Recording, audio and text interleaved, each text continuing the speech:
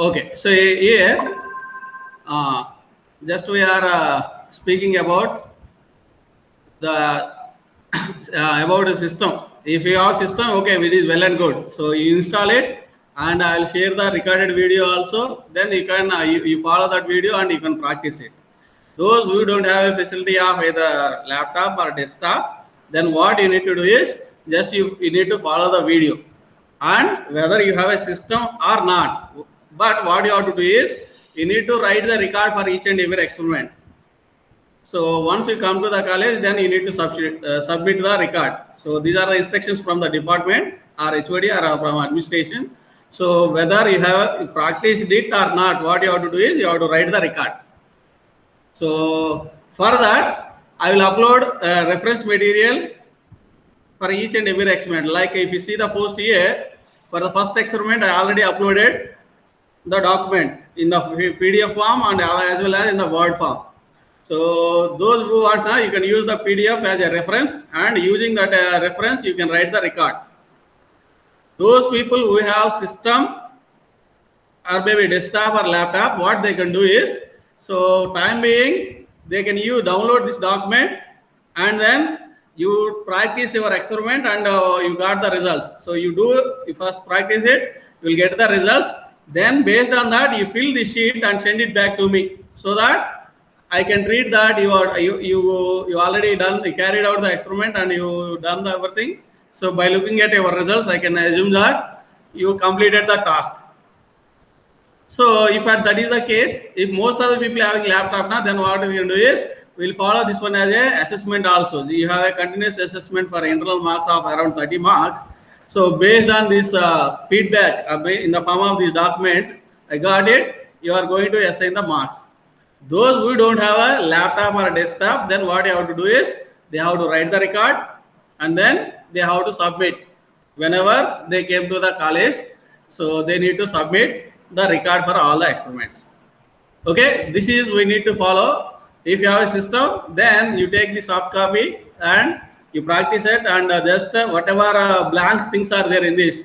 Let us say procedure, I left it blank, and then these results will be there. These are also left it, so you need to fill these results. Then after that, you need to write something about your results by comparing whatever results you got from your answer solution. You need to carry out the analytical solution. So you need to compare answer solution to the analytical solution, and then based on that, you need to comment on your results. That means whether your answers results are accurate or not. So if they are accurate, so how I can say if they are accurate? If your answers and analytical solution both are matching with each other, that means if the percentage of error is less than 2 to 5%, if the percentage of error is less than 2% or maybe up to maximum 5%, then I can say the results are within the matchable region. So that means you can say that the results are matching. So whatever FE model, whatever the constraints you followed for the problem is going to be correct. So the solution accuracy is also okay, good. So if that is not the case, if the error is too much here, let us say 10% or 15% error you are getting, so then you need to comment that also, why you are getting the 15% error, what might be the reasons for that. So if you want to increase the solution accuracy, that means if you want to decrease the error percentage, so what are the methodologies you need to follow? So those comments you need to write it here. So of course, in most of the cases, we'll get the error less than 2% only. Whatever procedure we discussed in the class, if you follow that, you are going to get error less than 2% or maximum 5% error only will be there. If it exceeds 5%, then you need to make the comments.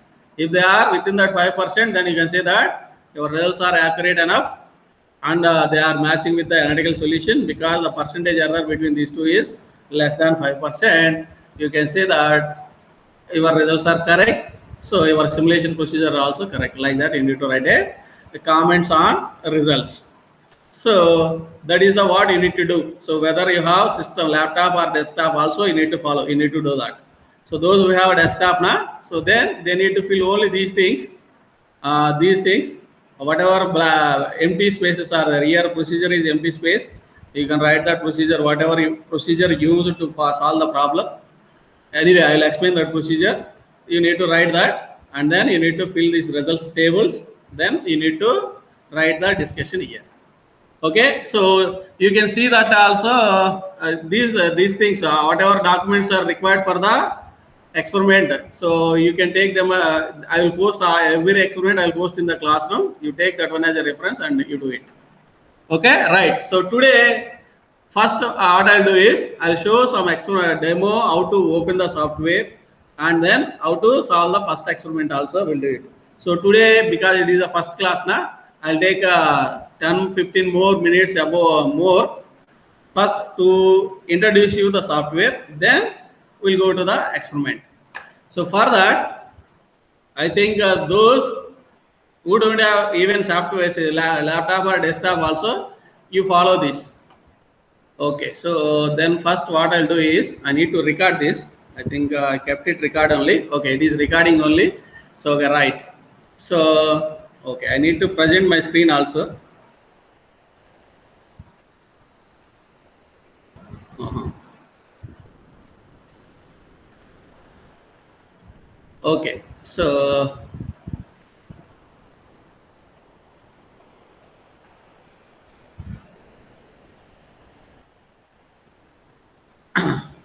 I think this somebody is Sri. Oh, Sri Satya Sai Pradeep. I think you pinned your screen. Don't do that. So you come on pin your screen, or else okay, I'll pin myself. And also this presentation screen is also not available for me.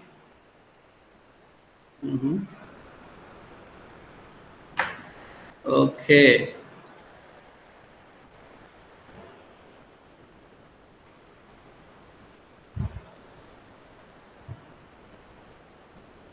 Okay, I think some of you can comment. Is my screen is visible to you?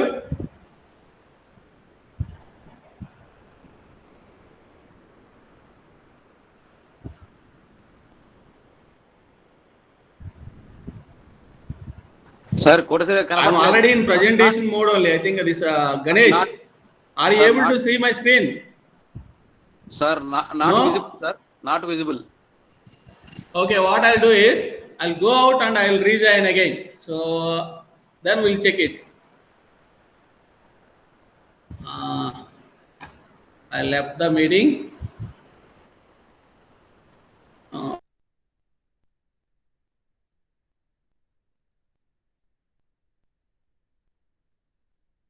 Kalam sir. Yeah, tell me. Sir sir దగ్గర mic పనిచేయట్లేదు కదా sir? Mic పని ఒకసారి reel కాదు sir, phone తో connect చేసుకోవచ్చు. Phone తో connect చేసుకోవచ్చు సార్. ఓకే ఓకే, నేను ఫోన్ లోనే ఉన్నాను, నేను ప్రాబ్లం లేదు. ఒకసారి చూస్తారు, మళ్ళీ లేకపోతే ఫోన్ లో కనెక్ట్ అవుతారు, ప్రాబ్లం లేదు. అంటే మైక్ ఫోన్ తో కనెక్ట్ చేసుకోవచ్చు సార్. అవునవును, ఫోన్ తో కనెక్ట్ చేసుకోవచ్చు. ముందు సిస్టమ్ లో యాన్సిస్ ఉంటుంది కదా. అవును సార్. అది ఫోన్ లో రాదు కదా యాన్సిస్. అదే అలానే కాదు సార్, మనం వీడియో మాత్రం ల్యాప్టాప్ లో కనిపించదు సార్, వాయిస్ మాత్రం మన కాల్ ఎలా మాట్లాడతాం అట్లా కూడా చేసుకోవచ్చు. ఓకే, చెప్దాం. ఆయన లాగిన్ అవుతున్నారు.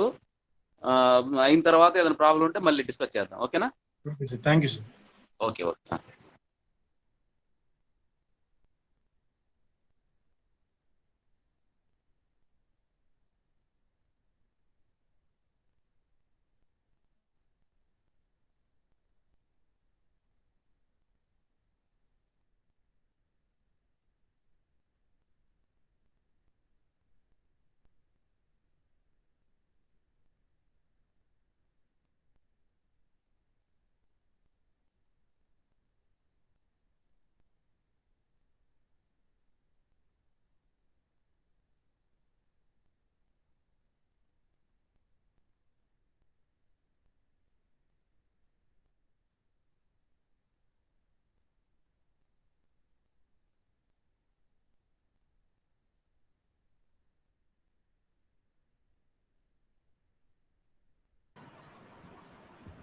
So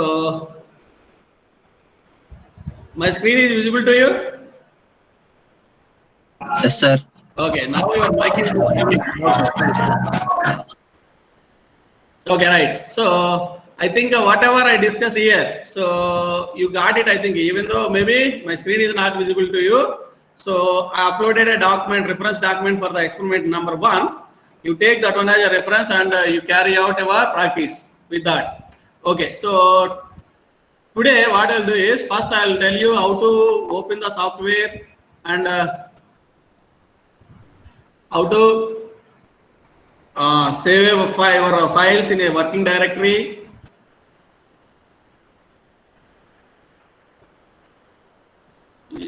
Where is this Prithvi Raj? I don't know how I kept that link in the that there in the WhatsApp group. It is there. Sir అదిగా సార్ ఇన్విటేషన్ లింక్ రాలేదు sir. Invitation link రాలేదా? Yes sir, classroom invitation లింకే రాలేదు sir. ఎవరమ్మా ఇప్పుడు మాట్లాడుతుంది? 25 ఇతనేనా? పృథ్వీరాజేనా? Yes sir, yes sir.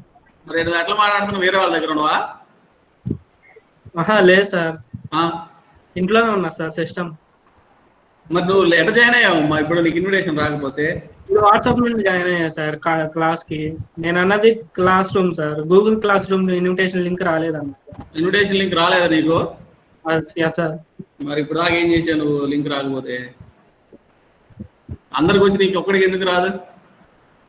వచ్చేవాడు నువ్వు చూస్తున్నాను. పర్సనల్ మెయిల్ పెట్టారు సార్, అదేమో యాక్సెప్ట్ చేయట్లేదు ఇన్విటేట్ ఉంటే. ఎవరు పెట్టారు పర్సనల్ మెయిల్కి? నువ్వు మీ సైడ్ నుంచి మీ కౌన్సిలర్ ఎవరో ఇస్తే ఇచ్చిన ఈమెయిల్ ఐడీలనే పెట్టాం మనం. అంతకప్పితే నీ ఈమెయిల్ ఐడి ఏదో నీ పర్సనల్ ఏదో అఫీషియల్ ఏదో నాకు తెలియదు కదా. ఏ అయితే ఈమెయిల్ ఐడి నాకు ఇది స్టూడెంట్ ఐడి అని నా దగ్గరకు వచ్చిందో అదే ఈమెయిల్ ఐడికి పెట్టాము. సో నీకు అది ప్రాబ్లం వచ్చింది. నువ్వు ప్రాబ్లం వచ్చినప్పుడు నువ్వు రెస్పాండ్ అవ్వాలిగా. ఇన్ని రోజుల దాకా రాసి ఇప్పుడు నాకు లింక్ రాలేదు సార్ అంటే నేనేం చేయను? ఓ పని చేయి, నీ మెయిల్ ఐడి ఏదో తర్వాత పెట్టు నాకు. నీ ఇప్పుడు ఏది official mail ID, personal mail ID కాదు, official mail ID P V P Siddhartha ఉంటుంది కదా, అది నాకు వాట్సాప్ లో పెట్టు. సో వాట్సాప్ వాట్సాప్ గ్రూప్ లో ఉన్నావు కదా నువ్వు? సార్ వాట్సాప్ లో పెట్టు. I try to send the invitation again. So class అయిపోయిన తర్వాత ఈ రోజు క్లాస్ కి అటెండ్ అయ్యావు కాబట్టి you follow the class. Okay? కాదు సార్, మిగతా క్లాసులన్నిటికీ same mail ID sir, college ID. ఈ ఒక్కదానికేమో పర్సనల్ గా వచ్చింది సార్ ఈ ఒక్క ఇన్విటేషన్. సరే వదిలేరా బాబు, అది అయిపోయింది కదా, అయిపోయి ఇష్యూ వదిలేసే. నీ కాలేజీ ఐడి ఏదనుకుంటున్నావు అఫీషియల్ ఐడి, దాన్ని నాకు వాట్సాప్ లో పెట్టు. Okay sir, okay. నేను మళ్ళీ నీకు ఇన్విటేషన్ పంపిస్తా. ఈ క్లాస్ కి ప్రస్తుతానికి క్లాస్ క్యారీ ఫార్వర్డ్ వెళ్దాం, carry forward. So next class నాకు నీకు ఇన్విటేషన్ వస్తుంది, నువ్వు జాయిన్ అయిపో. నెక్స్ట్ క్లాస్ కి డైరెక్ట్ గా నీకు కూడా లింక్ వస్తుంది. సార్ మరి అటెండెన్స్ ఎలా సార్? అటెండెన్స్ వదిలే, ఈ ఒక్క క్లాస్కే కదా నేను చేస్తాను మాన్యువల్ గా. నీ నంబర్ నువ్వు అటెండ్ అయినట్టు ఉంది కదా? సార్. లేదా అది కూడా మెసేజ్ పెట్టు, తర్వాత నేను అటెండెన్స్ నీకు నేను యాడ్ చేస్తాను. వాట్సాప్ గ్రూప్ లో పెట్టి అది కూడా నాకు. ఓకే సార్, సరే sir, thank you. Okay, right. So okay, so first how to open the software, we'll see that. Then we'll how to set the working directory, all these things. Then we'll move on to the problem. So if you click on the start menu, you can see that there are list of softwares in that. This will be there, this folder will be there, ANSYS 2020 R1, if that is the version you installed. So maybe the student version link whatever I given to you is only this version of the software only, ANSYS 2020 R1 version only. Maybe if you have some other old some other version, whether you have already using the software, you have old version also, you have something its name. If it is other than 2020, you have a R19, something like that. ANSYS R19 or ANSYS R18, like that. You may have a folder. So you open that folder. In that folder, you can see so many things are there. So many modules are also there in the software. So don't bother about all those things. Just you need to click on this one. Okay, you look at this icon. LNC will be there. So you can refer this icon, or you can see here mechanical APDL product launcher. You need to click on that one. So then a dialog box will be open for you like this. So it will take maybe 1 minute maximum so to open. So let it open it. So don't close this. So what it will do is it will take the feedback from the server and then it will try to open. So it will take, okay, like this, it will open. So now once you open like this, see first you check here whether license is available for your software or not. So you can check, if you want, you can change the licenses also here. Different types of licenses are available here. Just I can change as per my license provision. I can change it here, but you may don't have these options, because if you follow student version, it may be something like a student version will come here. So whatever you see here, these things may not come in your license. So only student version, it has a limitations. So whatever appears, that will appear straight away here. You don't have any other option to select or to modify this license type, whether you want to use multi-physics or enterprise or premier, something like this. You don't have that option. So whatever license available to you, that will appear. Okay. Then, so this is about the whether you are getting the license or not. To check that only you require this. After that, see, you can set your working directory wherever you want in system. That means whatever work you carry out in the software, if you save it, automatically it will save in that working directory or maybe the working folder. So now here to set your working directory, so simply what you need to do is just click on browse. Whatever directory you want, you can create, you can select it. Whether if you want to save in D drive or maybe in E drive or whatever may be the available drive for your system, you accordingly you can select it. So let us say I'll select local disk D for my system. Then what I'll do is I'll give some folder name, simulation lab. So it will be created, simulation lab folder will be created in my system. So then, so this right now, if you see my D drive, there won't be any folder named as a simulation lab. If it is there, then directly you can select that one as your working directory. So right now, I don't have simulation lab folder. So what it will do is, if it is there, it will select that folder, or else it will create the new folder with this name, simulation lab. Then here I can give the job name. So that means whatever experiment I am doing, I can give that name here. That is something like analysis of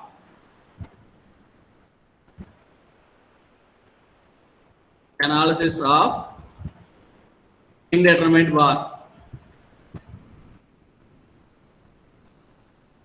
Indeterminate bar. So like that I can give it, or else if already there saved file is there, you can browse that and also you can select, so that will come appear here. So once I done this, once I set my directory and folder, here D is the directory and this is my folder in the D, right? D simulation folder is, simulation lab folder is where all my files are saving to. Then what I'll do is I'll click run. So automatically another dialog box is open, pop-up is open here. The directory is selected, D simulation lab in the above reference field does not exist. Do you want to create? So that means I don't have simulation lab folder in my D directory.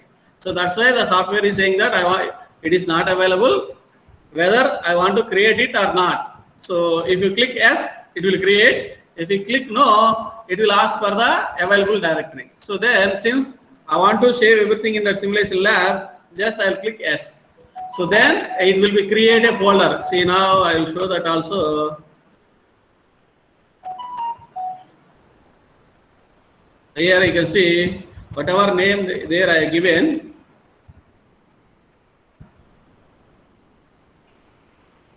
See this one, simulation underscore lab, whatever title I have given there, with that name the folder will be created here.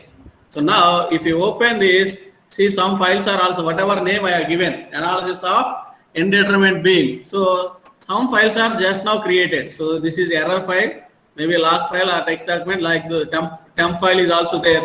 So like this, some files will be created. After you do something, some more files will be created. Actually, the database file, what we call it as ANSYS database file, will be also created here. Under type, you can see that DB file will be there here. So that is the file. Whatever information or whatever analysis you carry out, everything will be stored in that. So these files, this error file says whatever, if there are any error, if you're doing some analysis, if it produces any error, those errors will be recorded in this file, error file.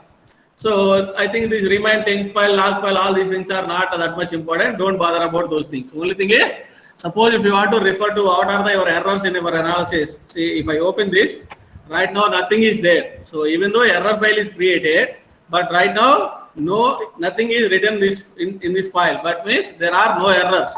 Even there are no errors also, these files will be created. Error file will be created. Right. So now once I click it, if you observed or not, so I'll minimize this. Two more windows. See, this is what I actually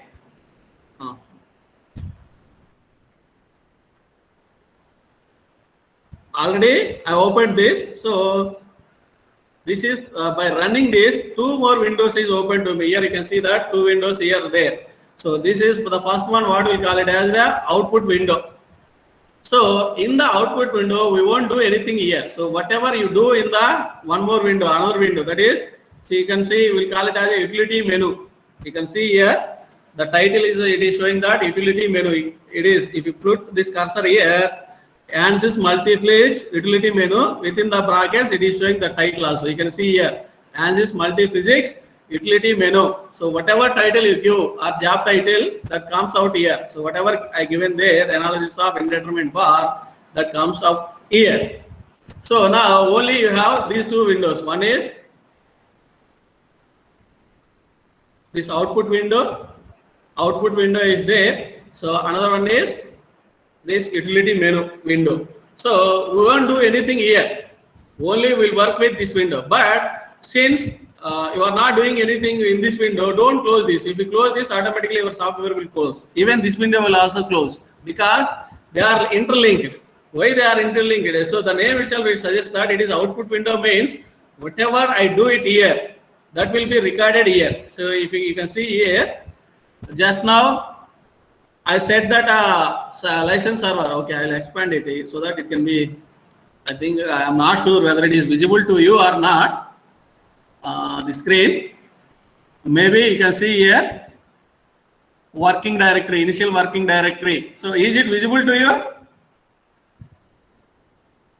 Yes, sir. Okay, so you can see that here your initial directory is, it is showing that D simulation lab folder. So like that, whatever I do that, those things will be recorded here. So I change the license server also, ANSYS multi-physics, that is also recorded here. So like that, whatever you do there, it will be recorded here. I think somebody is joining. I'll verify. Okay. All right. So that means the purpose of output window is whatever you do it, so that is going to be recorded here. So let us say, I'll show it to you one more thing here. So right now it is somewhere here. After this, what comes it is. So let us say I'll click this and I'll select this.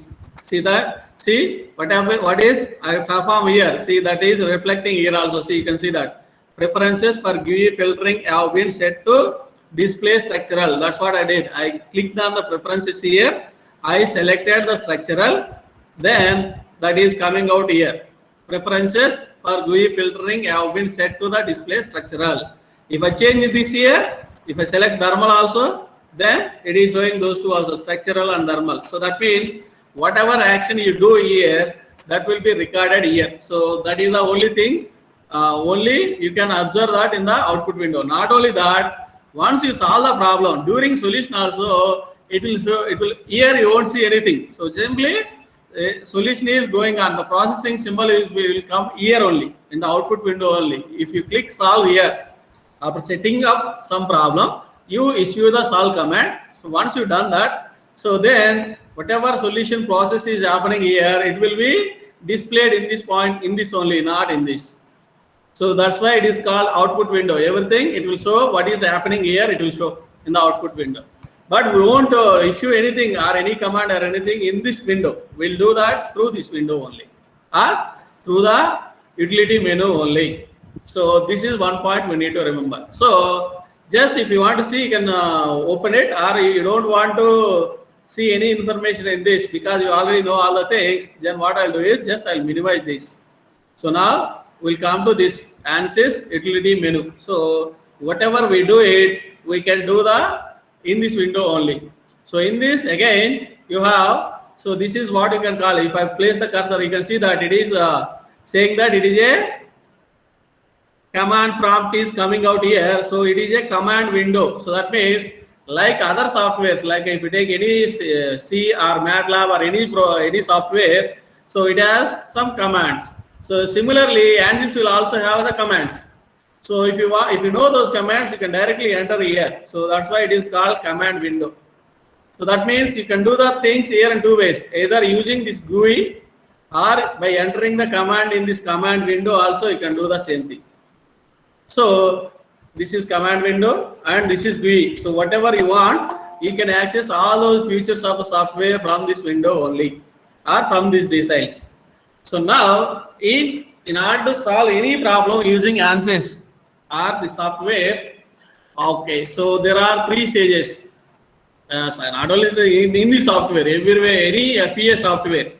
This is a software based on our finite element method. So any FEM software, not only ANSYS, if you take Abacus or NISA or whatever it may be for that matter, any type of FEM based software, there are three stages in the solving the problem. So first stage we call it as a pre-processing. See that also you can see it here. It is pre-processor is there. So that is the first stage of the problem. So the total problem is divided into three stages. So solution can be achieved and results also can be seen in the three stages. The first stage is pre-processing stage. So the second stage is solution stage. Third stage is post-processing stage. So depending upon the type of solution or type of problem you are solving, whether you are solving a static problem or whether you are solving a dynamic problem. If you solve static problem, we'll use this general post processor. If you are solving a transient problem or a dynamic problem, you need to use this time history post processor, because all our dynamic problem results depends upon the time. So general post processor won't give those results.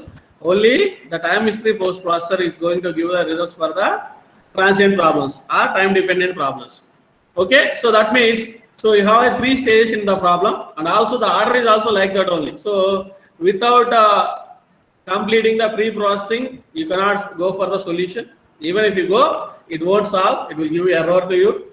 Without solution, you won't get the results. So that means you cannot use this post processor also. So that means the stages is always in this ascending order only. First you need to do the pre-processing, then you need to solve. After that you need to go for general post processing, whether it is general post processor or time history post processor. So now in pre-processor what we need to do. So I think all of you are studying this FEM course. I think I assume that you are familiar with those things. So everything. So I'll say briefly about this pre-processor also. In pre-processor, what you do is you need to create a FE model. FE model means finite element model, which always consists of nodes and elements. Finite element model consists of nodes and elements. So once you created your FE model, then what you need to do is, so for the problem, you need to apply what are the constraints or boundary conditions. What are the boundary conditions for the problem? And then, is there any loads are there? Yes, somebody is responding. Any problem?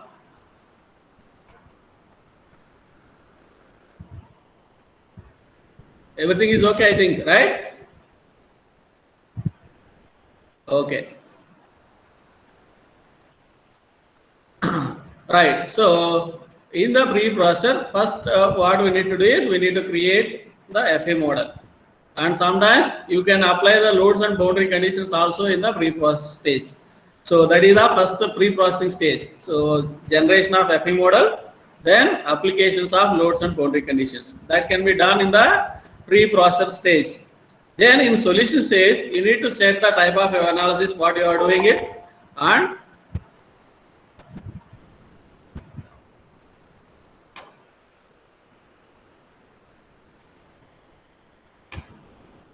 Vasu Naik, what happened to you? You are joining 10 o'clock. Huh? Yeah, are you there?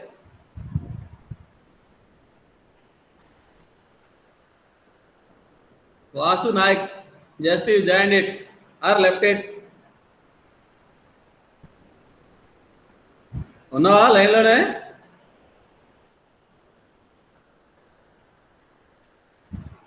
Respond అవ్వడాడు. So next class నుంచి లేట్గా వస్తే ఎలా చేయమ్మా నేను ఈ రోజు ఏదో వచ్చావు ఓకే ఫస్ట్ క్లాస్ కాబట్టి ఓకే యాక్సెప్ట్ చేసా నెక్స్ట్ క్లాస్ నుంచి if you come in time then only will allow you otherwise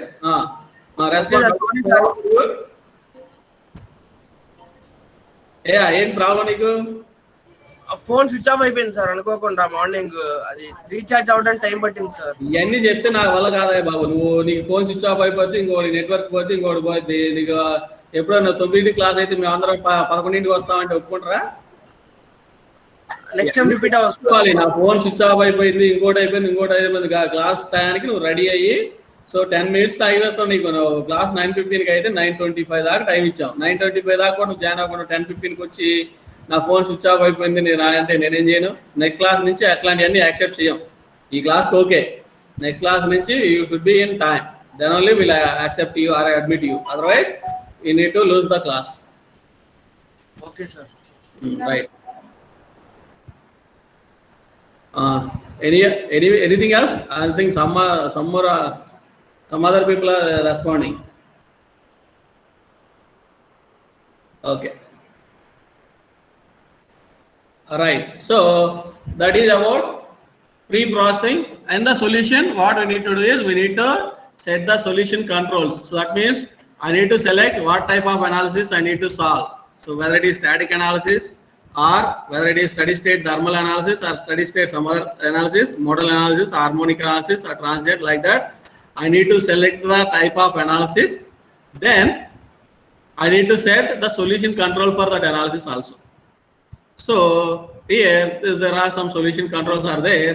So based on my solution analysis, I can set the solution setting, solution controls, and also the analysis options also. I'll use these options to do that. So once I done that, then I'll go for the solve here. I'll solve the problem. Once I solve this, then if it is a static problem, I'll use general post processor to see the results. Right now, nothing is available because we have not done anything. We have not solved it. I already mentioned you without solution, these results are not available. So you can't see anything also here also. Okay. Here there are no results also. List. You have two options. Results. Either you can list the result or you can plot the results. Those two things are not available right now because we have not solved any problem. So if you solve it, automatically they will appear here. So I'll show you after solving the first problem, we'll see that. Okay. So if it is static problem, we'll use this. If it is a dynamic problem, we need to use this. Even this is also not available because right now we have not solved any problem. Nothing will be there in this. So it is asking for something, solution file. So results file it is asking. That's why I closed that.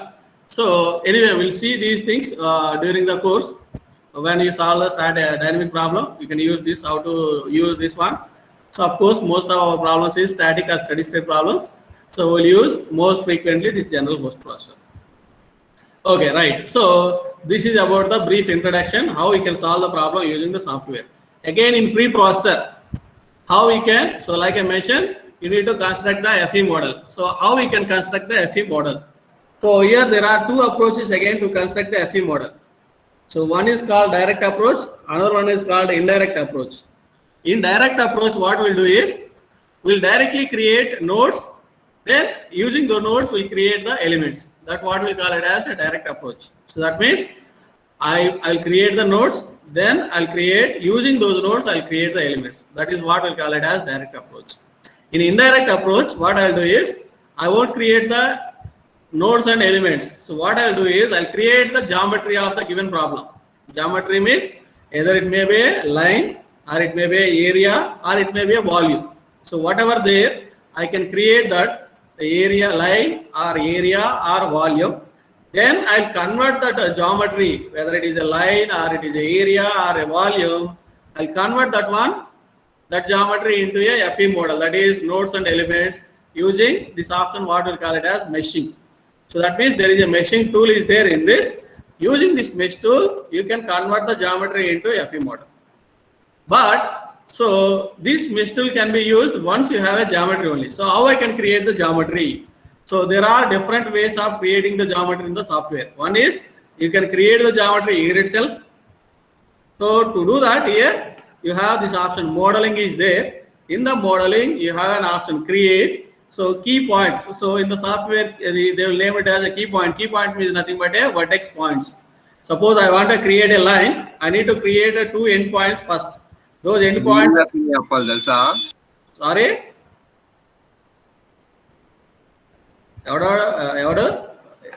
Can you come again? ఏంటమ్మా నీ doubt ఏంటి?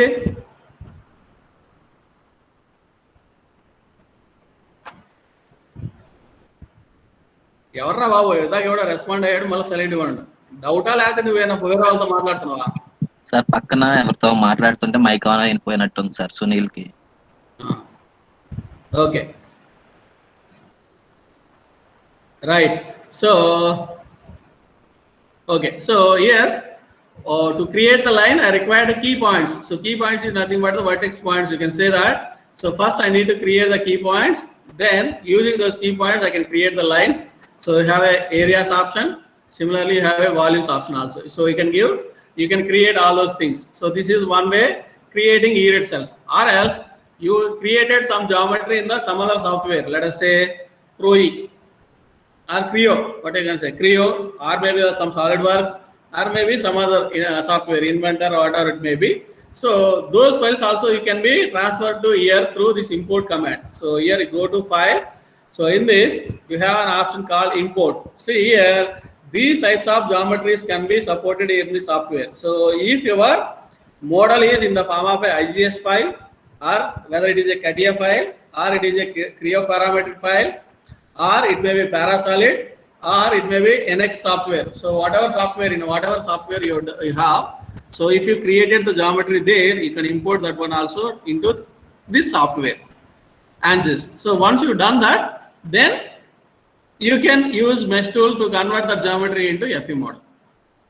So like this you can have your geometry into this model. So whether you can create it here in the ANSYS environment itself, or else if you feel it is complicated geometry, so here anyway of course here it has some limitations. Here the software don't have the features of the 3D modeling softwares like Creo, all those things, whatever features available in that, all those geometry creation elements are not available in the software. Here it is a limited features are there in the ANSYS software. So that's why they give them the provision, so you can import your geometry file from another software also. Okay, so anyway for our entire course I think this environment is sufficient. We'll create the geometry if required here itself, so we'll convert that into FE model here itself. So maybe if you are doing some other analysis, if you are interested so if you have a big file other than a simple one, so then you can import it from the software, you can carry out your own analysis. Okay, so once I done that I can use this. So and also here I want to caution one point here. So just like other softwares here, in the ANSYS software you don't have any undo command. Most of your 3D modeling softwares you have an undo command. So by mistake you committed some errors. So then if you want to take back those errors, so generally what I will do is we'll use undo command there. But in this software, ANSYS software, there is no undo at all. So but you may have a doubt again. So without undo, if I commit a mistake, then how I can take it back? So for that what you have to do is, whatever you've done that, you need to delete those things, and then again you need to freshly create the new one. Suppose I'm creating a line, or I'm creating a key point. So this key point is defined by some coordinates. So x and y z coordinates. I given it wrongly. Suppose I want to create a key point at a location x is equal to 0, y is equal to 10, and z is equal to 0. So at that particular location I want to create, but while inputting the data by mistake, instead of x is equal to 0, y is equal to 10, and z is equal to 0, I given x as 10, y as 0, and z as 0. Means I wrongly inputted the data. So then what I have to do is, simply I cannot undo here. What I have to do is I need to delete that key point. So to do that here, you have an option called delete. So whatever options available in the create here, like a key point, lines, areas, values, even in the delete option also those things will be there. Key point, lines, areas, volumes also there. In fact, you have more lines only, lines and below, areas only, areas and below, volumes only, volumes and below. Like these options are there. So these options are nothing but, say, like I said, to create a line, I want to create 2 key points. So using those 2 key points, I want to create a line. So then if I use this delete option through only lines only means it will delete lines only, but it will retain the key points. And similarly, if you delete, okay, so what I'll do is, so for our sake, what I'll do, I'll show it to you. I'll create one block. First, I'll create it. Create. I'll go for volume. I'll do something like a block by dimensions. So let us take this option. I'll give cube of dimensions 1, 1, 1. See, a cube is created for me.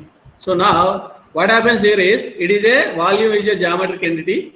It's not a finite element entity. So that means there are no nodes and no elements in this. See, I can check that also. If I go for here list, if I say list nodes, is there any number of nodes are there in my model? So I created only the geometry here. So it is saying that no node to list. So I am asking list the nodes. It is saying that there are no nodes. So that means I don't have any nodes. So similarly here, if I go for list elements,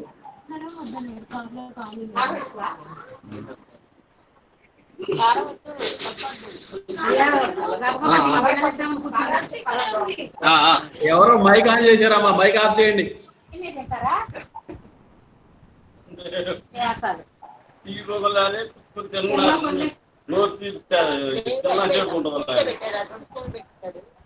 So I think somebody switched on their mic.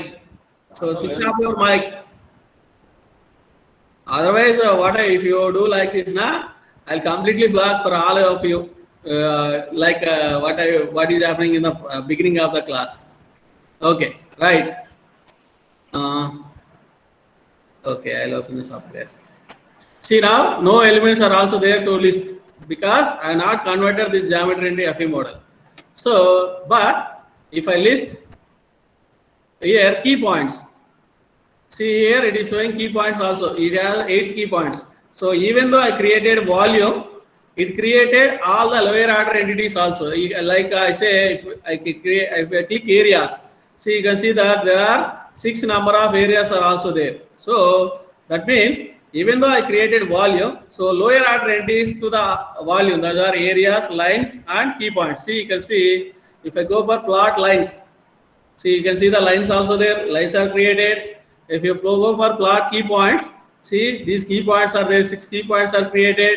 Similarly, if you go for areas, so these are the areas, or I can say, you can see what is the which area is corresponding to which one. What I'll do is I'll go for this plot control. Here numbering is there. In that, if I click area numbers on, see it is showing A2, A4, A6. Similarly, if I rotate it, you can see the other areas also.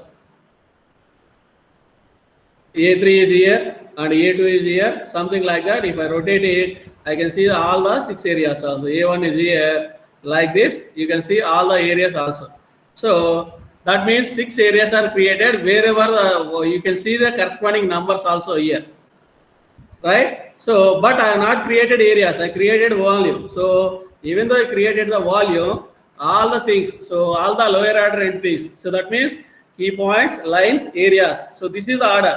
Lowest order entity is key point in the geometry. I am talking about in the geometry. In the FE model, lowest order entities are nodes, then elements. You have only 2 entities, nodes and elements in FE model. Whereas in geometry, you might have, depending upon your geometry, key points, lines, areas, and volumes. So in those, key points is the lowest order entities, then lines, then areas, then volumes. So now here, if I go for delete option here, so that's why you have this option. Suppose here, if I click volumes and below, then what happens is it will delete everything. So that means it will delete volume. You have 1 volume, so you can list that also. You say here there is a 1 volume, so it consists of 6 areas like this. It is showing, and also it consists of no nodes, no elements, and it doesn't have any material, any coordinate system or all those things. We'll discuss these things later, right? So this, if I use this volumes and below means it will remove everything from the environment. That means it will delete volume, not only volume, it will delete areas, it will delete lines, it will delete key points also even. So now if you see that, I'll click this, use this, I'll pick all. So then what happens is, if I plot it now, so let us say plot key points. So now you can see you are not seeing nothing here. So there are no key points. Or else similarly, if I list it, see it is saying that no key point to list. So that means they are not there. So that means if you use this command, volumes and below means everything will be destroyed or removed from the environment. But if you use only volumes only, so of course right now there is no volume, that's why it is giving error. So okay, I'll create it again. We'll see that also by dimensions. Okay, now I created the volume again. So now instead of volumes and below, now in the delete command, if I use only volumes only, so now I'll click it, click OK. So now if I replot it, still I can able to see this. So what happens to this now? Only volumes will be deleted. So here now if I go for list volumes, it says that no volumes to the list, but still you are seeing something here in the your graphics window. So those are nothing but the areas or lines. So if you go for lines, so you can see the lines. If you go for key points also, you can see the key points also. But only thing is, if you plot volume, you can see nothing here. So that means no volumes are there, only areas and lines and key points are there. So therefore, if I use volumes only option, instead of volume and below, it will destroy everything. If you use volumes only means it will remove volume only, and the remaining lower order entries, whatever it may be, they are retained. So that means they are not deleted. Now if I use this areas and below, so now if I click this, so what happens is it will delete everything again. So area, lines and key points. Instead of that, if I use only this areas option, now what I can do is I'll pick all. So now if I go for plot areas, what it will say is it is not going to plot anything. Even if you list it, also it is not going to list anything because there are no areas. Just now I deleted all the areas. But you can plot the lines. Lines are there. Even you can plot the key points also. Key points are also available there. So like this. So if I go for lines and below, if I pick all, now everything is removed from your environment. Okay. So like this, you can use this create and delete options. And sometimes you may require some more options where you have a 2D. If you want to extend the 2D to 3D, so there we'll use this extrude option. Extrude areas or extrude lines. Not only this, you can use some more Boolean operations, something like addition of the addition and subtraction. Means if you want to add two areas or two volumes, you can do that. Those are nothing but the Booleans. And similarly, you can divide it or you can glue it, something like that. You can do whatever Boolean operations you can do. You want, you can do that in these Booleans. And like this, you have some options. Not only that, you have some more options also there here, but these are only for the, okay, here also you can do this. So like in our CAD softwares, you may have mirror options. That mirror option is similar to here, this reflect option. So you can mirror, so whatever you want. Here available options are, these are lines, areas, volumes, nodes and elements. You can do that also here.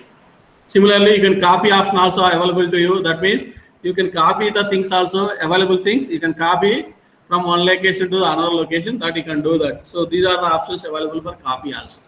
So like this, you have different options in the modeling. In meshing, you have only one option. So only one mesh tool is there. So you have to select the appropriate element for your meshing. Then you need to mesh it. So that is the thing in the meshing. So that means your FE, once you done the meshing, your FE model is created. So then you need to go for the next stage. So or else here in the pre-process stage also you can apply the loads and boundary conditions. See, even though we say loads and boundary conditions, everything is listed in the software under this loads only. Apply, you can see here two options are available, apply and delete. If you wrongly apply the load, then you need to delete it and again you need to reapply it. So note there is no undo again here also. So that means you have, that's why you have two options, apply and delete. So apply is for applying the given condition. If you done anything wrong, so then if you want to remove it, you need to use delete option. So that is about this pre-processing. So under this loads, okay, I'll show that also. You have two things. under apply. Okay, right now I have not selected anything. Nothing is available for me to apply the loads. It is not listing out here. Anyway, while solving the problem, we'll see that. Then already shown to you this one and this one. Anyway, these are available. Once you have some solution environment, then only you will get the post processing. All these things will be activated. Okay, so this is, I think, this is enough. This is a brief introduction about the software. How you can solve the problem, or how you can model the problem first, then how you can set the condition, solution conditions, and how you can see the results also. Now we'll move on to our today's problem. That is, the first problem is, if I open this. Okay, so today's experiment for us is, we want to do the static analysis for an indeterminate bar. So here the aim of this experiment is, we want to determine the nodal displacements, element stresses, and support reactions of this indeterminate bar. So you can see that now here in the problem description, he has given the discussion about that problem. A circular bar of 25 mm diameter. So we have a circular bar having 25 mm diameter, having a length of 10 meters. So length of the bar is 10 meters. He has given it is fixed at both ends. So this top end and bottom end is fixed. You can see that from the figure also, you can clearly see that it is fixed at the top and bottom, and is subjected to a force of 100 kilonewtons. So here the force is shown it as a F1 here. So that force is 100 kilonewtons is applied at a point 4 meters from the top end. So from this top end, it is here, this is the point, and distance of this point from the top end, it is 4 meters. He has given that. Okay, then the bar is assumed to be made of mild steel, having a mild steel modulus of elasticity of 200 GPa. Since it is a one-dimensional problem, I have not given the Poisson's ratio here because there is no Poisson's effect, because it is a one-dimensional problem. We don't bother about the Poisson's ratio. So we require only the modulus of elasticity or Young's modulus. So Young's modulus is given as 200 GPa. Okay, so this is the problem what we need to solve. So to solve this particular problem, what we need to do is, first we need to create your FA model. Like I mentioned earlier, the first stage is pre-processing. In the pre-processing, you need to create the FA model for the given problem. So you can see that FA model is shown in this picture here on the right side. So this FA model will consist of 2 elements and 3 nodes are there. So that means what we'll do is, we here to create FA model in this particular problem, we'll use the direct approach instead of indirect approach. I will use direct approach. Why? Because here number of nodes and number of elements are very less, or only 2 elements and 3 nodes only. I can create them directly instead of creating geometry, then converting the geometry into FA model. So instead of doing that, I will create directly. Whenever there is geometry is there, but if I want to create more number of elements and nodes, more nodes, let us say I want to create 1000 nodes. So then directly creating that 1000 nodes is going to be a tedious task for us. So in such situations, we'll go for indirect approach. First we'll create the geometry, then we'll convert the geometry into FA model. So here it is a simple one because only 3 nodes and 2 elements are there in our FA model. So I'll go for direct approach. So for that, first what you need to do is, what type of element we need to select for this creation of this FA model. So here in the description of FA model, he has given that link 180 element is used to model the problem. So why we are using this link 180 is, so here it is a axially loaded bar problem. So the load is subjected to some axial load here.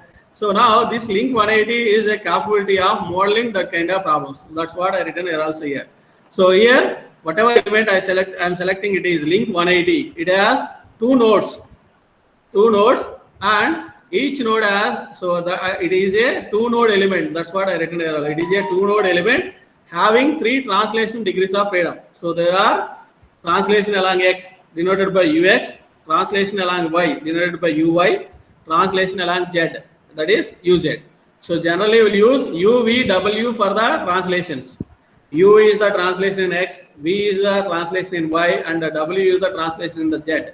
But in the software, they will use like this only. So that's why I given ux, uy, uz. So ux is the translation in along x, uy is the translation along y, uz is the translation along z. For rotations, they will use rx, ry, rz. Rotations for translation, ux, uy, uz. X, y, z indicates their corresponding axis, x-axis, y-axis, and z-axis. Rx is rotation about x-axis, Ry rotation about y-axis, Rz rotation about z-axis. But anyway, so in this problem, your element don't have rotational degrees of freedom. It has only a translation degrees of freedom. So that's why they are represented by ux, uy, uz. So then, and also it is capable of carrying axial loads. So here our problem is axial loaded bar means you need to select elements such that your element is capable of carrying these axial loads or not. Similarly, maybe next problem we may have a beam problem. So beam may be generally subjected to transverse loads and bending loads. So then, is my element is capable of supporting that bending loads or not? I need to check that. Then only I can select the element. So suppose for the beam problem also, if I select link 180 element, so it may not work for you because this link element will have a capability of only carrying axial loads. It may not carry the bending loads. So you may have a doubt. So how I can know a given element can capable of carrying, whether it is capable of carrying axial loads or bending loads, or for that matter any other load, torsional load or something like that. How I can know that? So to know that, what you need to do is, you have a document called ANSYS help document is there in the software. So click on this help, click on this help topics. So help document will be open for you.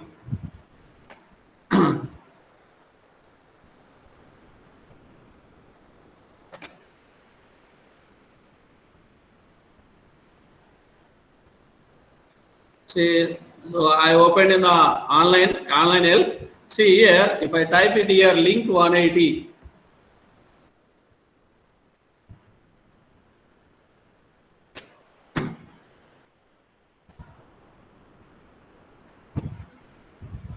Okay, you can go through the okay. So you have an element library also there. In that also you can verify it.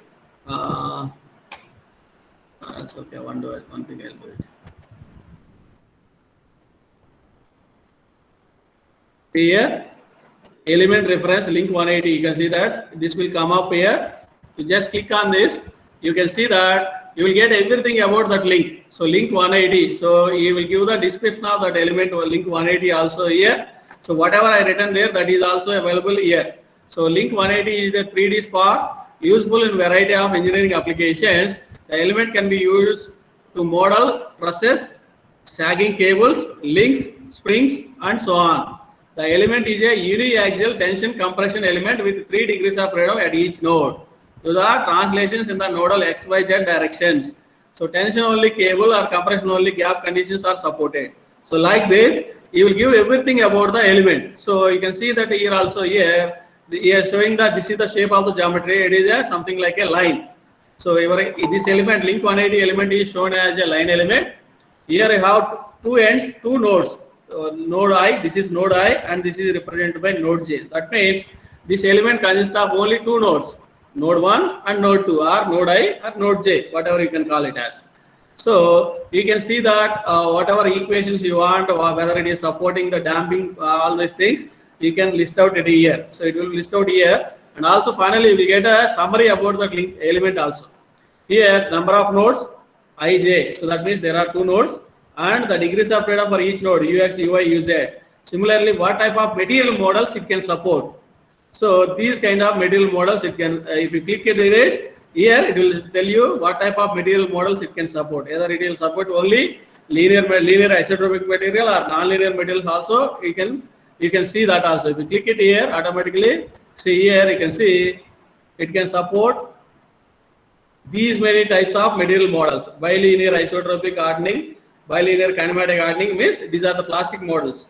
So all these things apart from linear elasticity, these type of material models also supported by that element, right? So like this you will get everything about that element.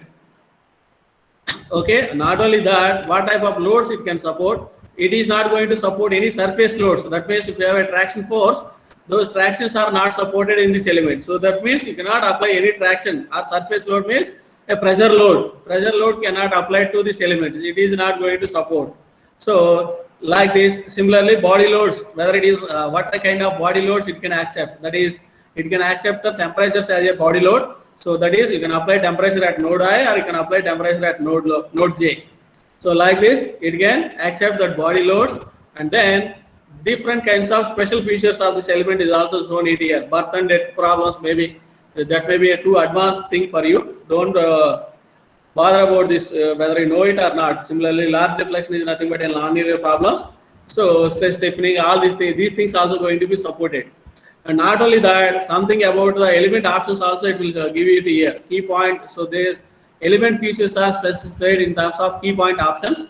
So key point option 2, if you change, see you can have large deflection effects also there, something like that it is saying. Similarly, you have options in key point 12 also. So there is, if you use 0 as none and 1 as additional hydrodynamic printout, something like that. So right now you don't bother about those things. Just I'm telling you just go how to access the information about this link 180.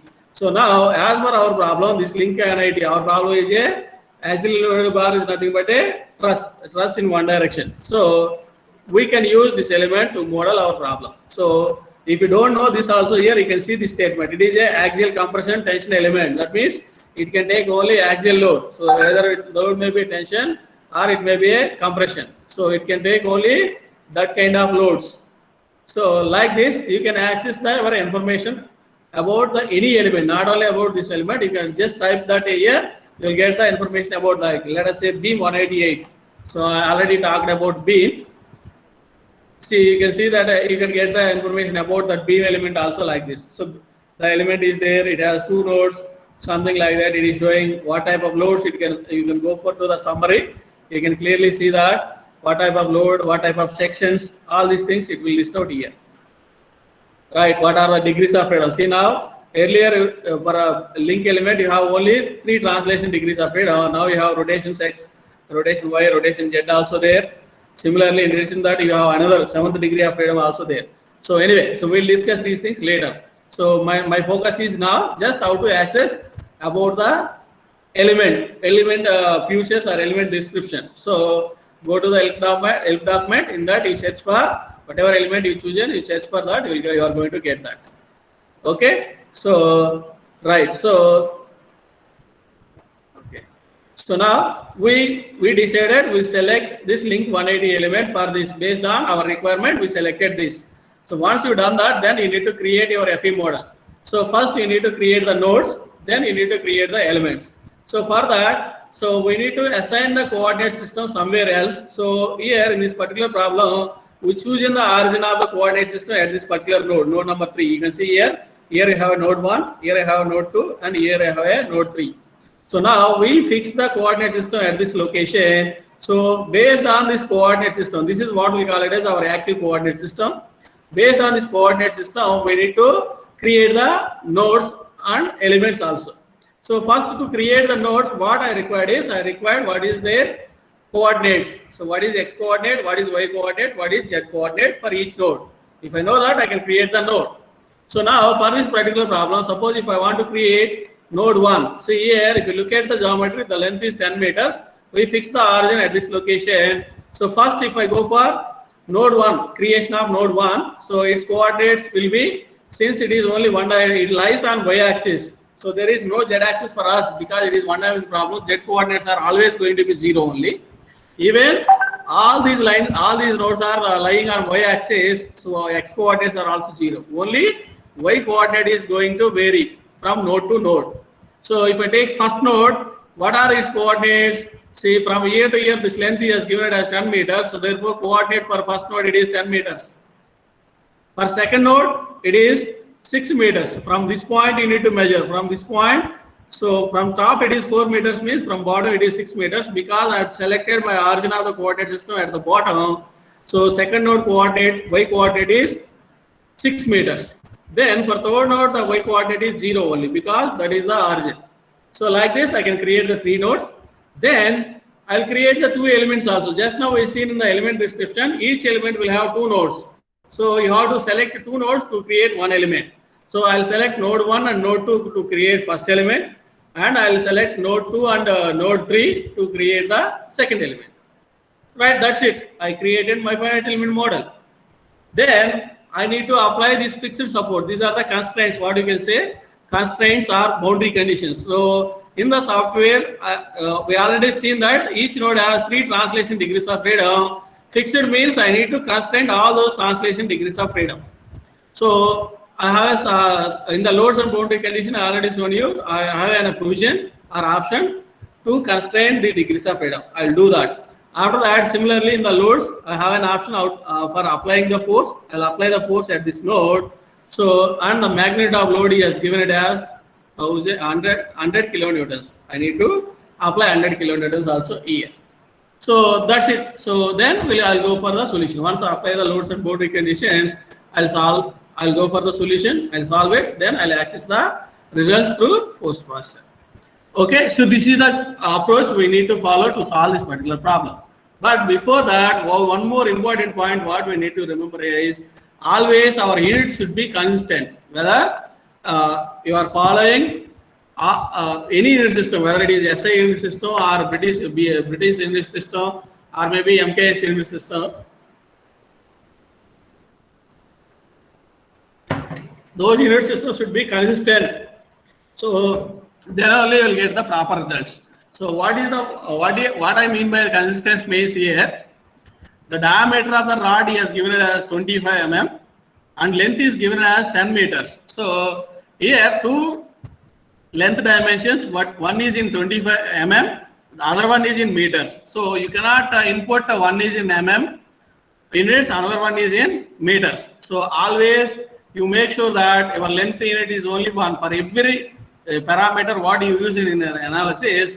Always if you follow length unit is mm, you have to follow mm only. If it is meters, you have to follow in meters only. Right? So that means always your units, that is what I mean by your unit should be consistent. And not only that, so here the force is in kilonewtons and the modulus of velocity, Young's modulus is in GPa. So if you convert GPa into pascals, it is 200 into 10 power 9 pascals. So 1 pascal is nothing but 1 Newton per meter square. So that means if I input 200 into 10 power 9 as my Young's modulus, so I am specifying the Young's modulus in Newton per meter square. But here my load is in kilonewtons. So I cannot do like that also. Whether I can convert the here Newton unit is there in the modulus, whether I can convert this one into kilonewtons or this one into newtons. So either way we need to do that. So that means I need to make sure of always the load units also should be consistent. Whenever Newton is there, always I need to take only Newton. At one instant I will take kilonewton, at the other instant I will take Newton. If you do like that, again you will get wrong results. So you have to make sure that your whatever parameter, throughout the analysis, the parameter unit should be consistent. Okay, so these are the things what we need to remember. So if that is the case, what I need to do is, let us assume I will follow mm. I will follow mm as the length unit and Newton as the force unit. So then accordingly what I need to do is, I need to convert this length into mm. Even though it is given in meters, we need to convert this one into mm. So that means, so 1 meter is equal to 1000 mm. So I need to enter here instead of 10, I need to input it as, let us say node 1 y coordinate is not 10. So it is 10,000 I need to give. Similarly, node 2 coordinate, y coordinate I need to give instead of 4 meters, I need to enter it as 4000. I need to give it in mm. So by using proper conversion factor, I need to apply the load. So that is the case. So now if I take mm, here the force I will take it as kilonewton. Instead of kilonewtons, I will take it in newtons. So 100 kilonewtons, I need to convert it into newtons. So therefore it should be 100 into 10 cube. Kilo means 10 cube. So 100 into 10 cube newtons. Then here, since I have taken this length is in mm, I need to apply force is in newtons. So I need to take the modulus of velocity or Young's modulus in terms of Newton per mm square only. Because length units are mm and force units are Newton. So your Young's modulus E should be entered as in terms of Newton per mm square units only. So now if that is the case, so 1 Newton per mm square is nothing but 1 megapascal. So that means here how many megapascals I have? 200 into 10 cube megapascals. So this gigapascal I converted into megapascal, it becomes 200 into 10 power 3 megapascals. So therefore 1 megapascal is nothing but 1 Newton per mm square. So I need to input this one as 200 into 10 cube Newton per mm square. So this is also very important while simulating the problem. Always your unit should be consistent. Okay. So once this is clear, now I'll show you how to solve this problem in the software. So it is very simple problem. It won't take much time also. Even within maximum 10 minutes it will take to solve the problem, provided everything is clear to you. So the first stage is pre-process stage. So first we need to create, here we are using direct approach to create the nodes and elements. So for that, first we need to do what is the element you are going to use to create your elements. So here I'll show it again. Click here, go to the preprocessor, under element type, click add, edit, delete. So to add, right now there is nothing is defined. It is showing none defined. So to define new element type, I'll click on add here. So now here I'll select this link. So here you can see 180 number, you can see it here. I'll select that. So type 1. So it is selected first element and it is given it as type 1. It is saying that link 180. So now I'll add one more here. Let us say B element here. So I'll add this one now. See, now it is saying type 2. That means I added another type of element. So that's why it is saying type 2 link beam 180. So now for our problem, I require only link 180. I don't want this beam 188. So if I want, I can delete that also. Just by clicking here delete, that can be removed. Then once you selected here, if you want to specify the key point option, like I showed earlier in that help document, so you can modify the behavior of some of key point options here. So just to change that, I need to use here these options. So under these options, you have only two options, K2 and K12. There are only two options. So he has given the options for K2 and K12. That is key point option 2, key point option 12. So here you have two different types of options are there. Anyway, for this problem, we'll use the whatever default is there. We'll use only that. Just for the purpose of how you can see the key point options, I'm showing it to you. Okay, whatever default is there, we'll use that defaultly. Then close this. So that means I added the element. Then what I need to do is I need to define the material properties for those elements. So to do that, click on this material properties and click on material models. Then I am solving a structural problem. So I need to give the structural properties, that is, and also for me the material is linear isotropic material. So under structural, you need to select linear elastic isotropic material. Then it is asking for EX, means it is Young's modulus, which we need to give it as 200 E3. 200 into 10 power 3 megapascals or Newton per meter square. So I'll give that value. Then Poisson's ratio, PRXY means Poisson's ratio in XY plane. For this particular problem, I don't require Poisson's ratio. That's why I'm giving it as 0. Click OK. So now it is defined here. So once you've done this, you can verify that also here whether you have given that properties properly or not. Maybe after some time, if a doubt is arise for you whether the material properties are correct or not. To check that here, you go on list here, go for properties. You can list the element types also. Just now I selected one type only. So that is link 180, element type 1. You can see that element type 1 is link 180. Then it is showing that key point options. If you set any key point option, right now I have not set, all the things are showing it as 0 means these are the default settings. So it is showing something like this. Similarly, you can see the material properties also. Instead of element types, I'll go for materials. See, I define EX like this and Poisson's ratio is 0. Like that, I can counter check my properties also. Once I done that, then what I need to do is I need to define the cross section of that beam also. So that cross section I will go, not beam, it is bar. So I'll go for the sections here. So what here, I need to define the section for the link element, not for the beam or shell or these things. Because my element type is link, I need to go for here link, then click add. So here it is asking for the section ID. Suppose I have more than one cross sections.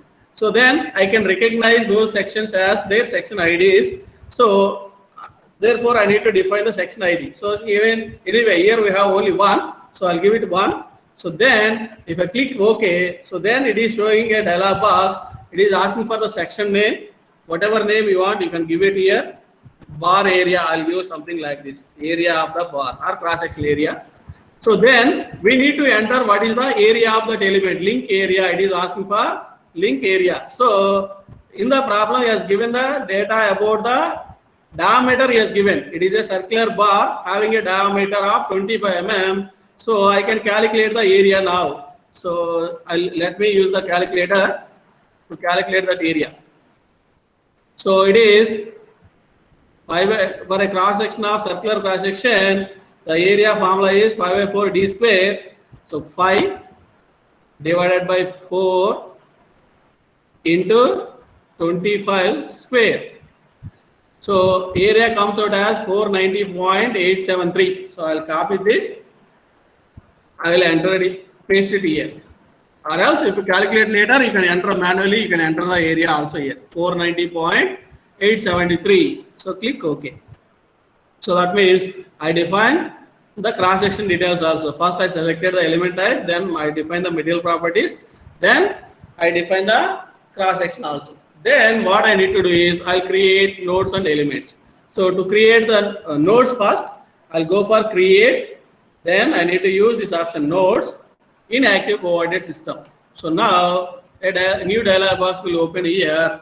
It is asking for node number, XYZ location in an active coordinate system. Active CS means active coordinate system. It is asking for those two details. So if the node number is 1, I'll enter it 1 here, or else I'll leave it blank. Automatically the software will give you automatic numbering. So it will start from 1.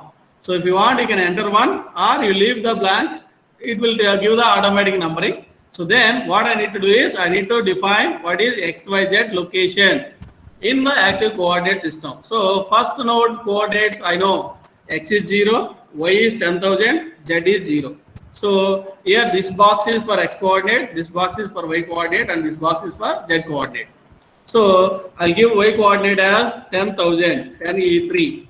Remaining two things I will leave the blank. Blank here, if you leave blank means it will take it as 0. Okay, then I'll click apply. See now node 1 is created with the number 1 also. You can see it here. So I'll show you what is its coordinates also later. Then node 2 is coordinates are 6E3. 6 E3 is the Y coordinate. X and Y are zeros only. So I don't enter those things also. Click apply. See now, if I click window, here 1 and 2 is created now. So similarly, I'll create a third node whose Y coordinate is 0 now. I'll click OK. So now see here at the origin of the coordinate system, you can see if I take it front view, here it is created. So I created the 3 nodes, or else I can list those nodes also here. So list nodes, I'll use only coordinate options. See here I have 3 nodes, node 1, 2, 3. Node 1 is 0. X for all nodes, X coordinates are 0 and Z coordinates are 0. You can see that. Only we are interested in Y coordinate. Node 1 is at 10,000, node 2 at 6,000, and node 3 at 0. So like this you can verify whether we created properly or not. Right? So I created the required nodes. So I created the 3 nodes. Then I need to create the elements. So again, to create that elements, I'll go for elements here. Auto number, I'll use the auto numbering also here also. Auto number through nodes. I have nodes with me, then using those nodes I can create the elements. So I'll use this option through nodes. So since I need to input two nodes for the element, so here you have 2 options. Either you can select node 1 and node 2, or you can enter here 1, 2 also. So first what I'll do is I'll select this one. See here, once it's selected here, it is showing it here. Your count is 1 and node number is also 1. Then if I select this second node, see now count become 2. And right now your selected node number is 2. It is saying like, so then I'll say that apply. So now see, you can see these 2 lines are connected by line element. So the first element is created. Then I want to create one more element which is connecting node 2 to node 3. So now instead of picking here, what I'll do is I can input here 2, 3. I can enter that here 2, 3. If I click OK, see here you can get the second element also. And if you want to see, okay, if you want to see what is the element number, this element number, and what is the this element number, for that what you have to do is go for plot controls. Here under element number here, there is no numbering right now. No numbering is activated. Just selected element numbers, then click OK. Then replot it. Plot elements or plot multiplot. So now you can see that here this is element 1. You can see this is element 2, and they are showing in different colors also. This is blue color and this is some other color. You can see that 2 different colors for 2 different elements also. So that means I created my FE model. So I created the 3 nodes and 2 elements. So then that is done. Then I'll go for the applying the constraints. That is this end and this end, it is fixed. So to apply that constraint, I need to go for loads. Then apply structural, because our analysis is structural problem only. So constraints are nothing but applied in the form of a displacements. So I'll go for displacement. Where I have to apply this node and this node. So I need to select the nodes option. Then I'll select or pick this node and this node, because I'll take both simultaneously, because for both the condition is same. This is fixed and this is fixed. Suppose if it is this is fixed and this is something simply supported one, then different conditions. But right now they are same. That's why I picked it both are at once only. Click OK. Then I'll select all degrees of freedom, because it is a fixed end. I need to constraint all degrees of freedom. Click OK. See, now you can see that it is putting some constraints. See, if I go for the 3-dimensional view, see, you can see 3 triangles. You can see appearing here and here. So that means it is constraining 3 degrees of freedom. So we already discussed each node has 3 degrees of freedom: UX, UY, UZ. So that means fixing means it is constraining all those 3 degrees of freedom. Right? So I apply the constraint, then I need to apply the force. So here you have an option under same define loads options. You have force. I'll select force. Again, I need to apply that force at node number 2. I need to select on nodes. Then pick node 2. So here you can check whether you are selecting node number 2 or not. Here you can see your node number is 2. It is displaying here. So which is correct. So then I'll click OK. Then another dialog box is opening. So it is asking for whether you want to apply force or moment. So here you can see that in the title it is force or moment. You can apply force or moment using this option. So now again in force you have different components: Fx, Fy, Fz. So whether you want to apply in X direction or Y direction or Z direction, you need to select that. Since our load is in the vertical direction, I need to select it Y. Then it is asking for moment value, force or moment value. So you need to enter the magnitude of that force. So what is the force he has given for us? 100 kilonewtons. So 100 kilonewtons is, we need to convert that one into newtons. So therefore it is 100 into 10 cube. Not only that, whether it is acting in the positive direction or negative direction, that is also important. See here, your positive Y direction is upward. So, but our load is acting downward. So therefore what I need to do is, here I need to enter as a load as a negative value. So that is minus 100 E3. I need to apply. Click OK. So now you can see a red arrow here showing that you applied a load in the vertically downward direction. Okay. So that is, so we completed the loads and boundary conditions also. So then once you've done that, then we'll go for the solution. So in the solution, first you need to select your analysis type. So our analysis is only static analysis only. Default it is selected. So we'll keep that only. So we'll default. No other thing, no analysis settings need to be set for the static analysis. We'll leave default things there only. Then what we need to do is, I need to solve the problem. So go for solve. Then current load step. What I need to solve is whatever the things I set it current, I need to solve for that. So click OK. So if you done everything properly, it will display this message: solution is done. If it solve the problem, or else if anything error is there, it will display the error also here. So right now we done everything properly. That's why your problem is solved. So close it. Close this also. Now you can see that same thing in your output window also. You solved it. Say whatever element type you selected, that is listed over here. You can see that link 180, and also how many load steps you specified, all those things also there. The solution is done information is also recorded here. Okay, right. So, and also you can see some other things also, how much memory it is used, and where your, see here, your results are written in this particular file. written on results file, analysis of indeterminate bar dot rst. So whatever title I give it here, analysis of indeterminate bar, for that you have an extension called rst. So rst files will be saved.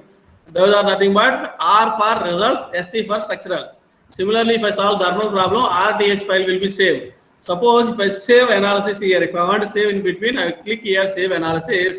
Now I will show you how many number of files is created in our working directory.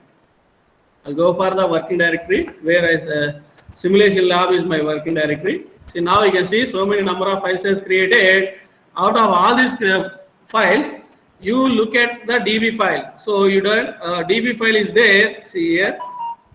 .db file. This is your ANSYS database file. So that means if even though all other files apart from this, all these files are not available, if you have this file, so directly you can access. That means your entire information is saved in this file. You can access the solution back after closing and opening the software again.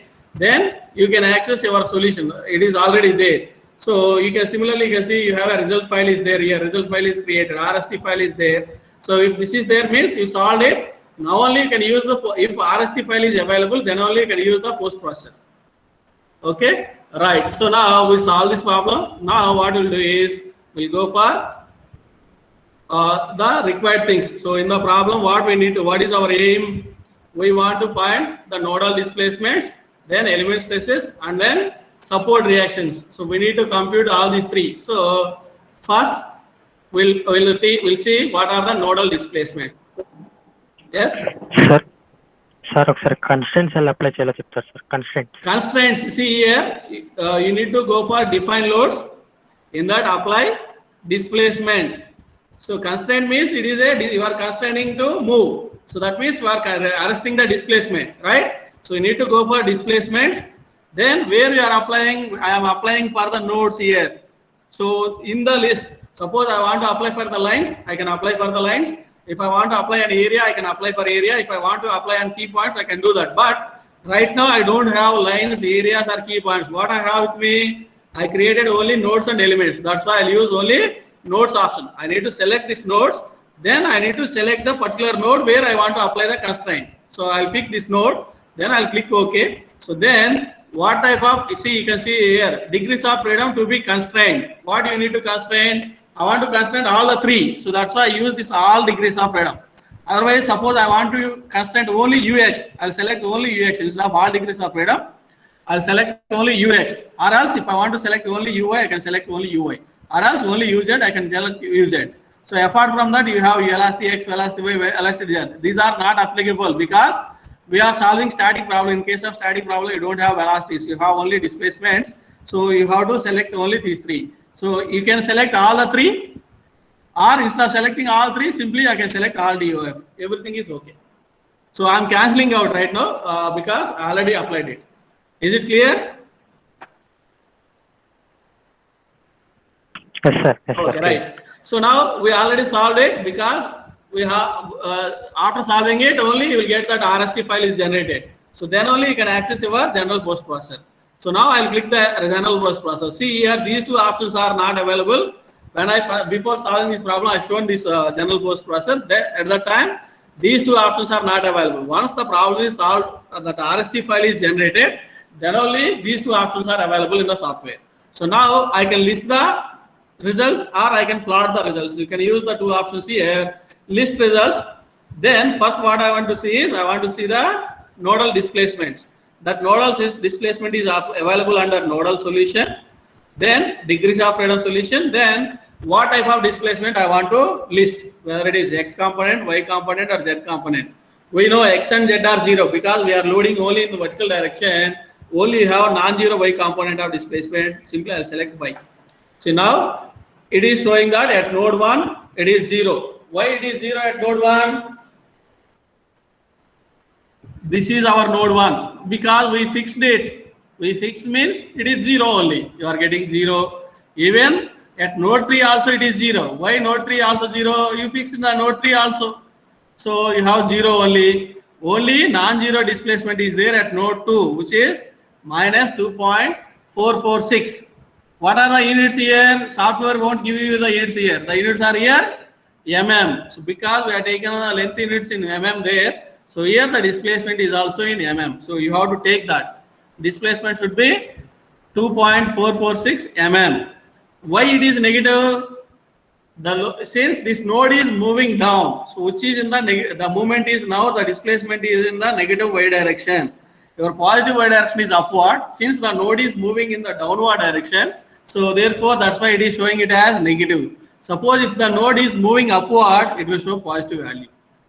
So now the nodal displacement, you need to note that in our document, you need to record those things also. So here you have nodal displacement. So I already given the unit should be in mm. So now 1 is 0, 3 is 0. Only for 3, for 2, it is minus 2.446. You need to enter that. So similarly, you need to do the analytical solution also. So it is not going to be a big deal because it is simple statically indeterminate bar problem with point load. You can easily solve that also. So you can compute that analytical problem. You know, you have a formula, axially loaded bar, you have a formula. Delta L is nothing but PL by AE. Only thing is, you have to draw the free body diagram for the first section and second section. Then you need to identify what is the force in the first element, what is the force in the second element. So here, the force in the first element is going to be 60 kilonewtons, and the second element it is going to be 40 kilonewtons. You do that. So then, if you want to find out the elongation delta L of the first element, so the length of the first element is 4 meters. So Young's modulus anyway he has given 200 GPa.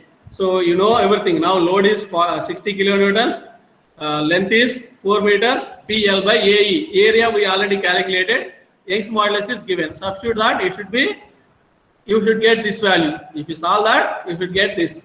Anyway, we already saw you know how to solve that particular problem. Just I given a brief explanation about this. It is a indeterminate bar. So our interest is first you note down this from the software. So this is the displacement or nodal displacement, that too in negative direction. You note it down these values. So this is the first one, that is in the table, the results table. The first one you can easily fill that now. So 1 0 2 minus 2.446 3 is 0. Next you have support reactions. Again, what is the at top support, what is the reaction, at the bottom support, what is the reaction. So here we need to express our reaction forces in kilonewtons, but in the software while solving the problem we are taking the units as newtons only. So now to find the reaction, so here again under this I have an option called reaction solution. So reaction solution, I'll click the reaction solution. So if you want to use all items you can use it, no issue. But particularly I am interested in Y reaction. So I will filter only that and I'll list that one only. So or else if you don't know that also use this one. Let us say all items selected, click OK. So now what it is doing is, if I select all items, it will give Fx, Fz as well as Fy. So if I select only Fy, it will list only Fy like this. Because I required only Fy, I will select only Fy. So now you have two supports. One support is at node 1, another support is at node 3. So at node 1 it is 60,000 because we are given the load in newtons. So the result is also in newtons only. So therefore, at node 1, the reaction force is 60,000 newtons, means 60 kilonewtons, and at node 3 it is 40 kilonewtons. So you note down those two things and you can enter it here. So top support it is 60 kilonewtons. Already I have written kilonewton here. No need to write it again here. Just you enter 60 here, 40 here. That's it. So that is about the support reactions. Then you need to find out what is the stress in each element. What is the stress in element 1? What is the stress in element 2? So for that, again I'll go back to the software. Okay, so here for this link element, stress results are not available directly. We need to follow some procedure to extract the results from that RST file. So that is nothing but what we need to do is we need to define the element table. So here the element table in the sense how we can select this element and how we can define the element table. Again, this one like I shown already help document for that element.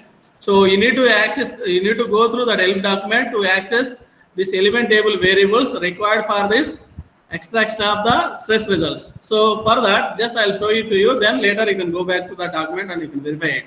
So define, what I need to do is, I need to go for element table, define element table. Then right now nothing is defined. Then what I need to do is, I need to click add. Then a dialog box is opened and asking for define additional element table items. So here I leave this one is blank, nothing, no need to enter anything. Even for that matter, you can enter this one is also blank. But for easy identification, I need to apply some label to that. So here, what I'll give is, I'll give element stress, element str, something like this. I've given some label for the result. Then what I want to get it here is, I need to scroll down completely in the bottom of this scroll down box. I need to select this one, sequence number. Why I have to do all these things means this is a set design process for to extract the stress results. So this is, in this way only you will get the stress values. So if you follow some other thing, you are not going to get the results. In the software, the process is defined like this only.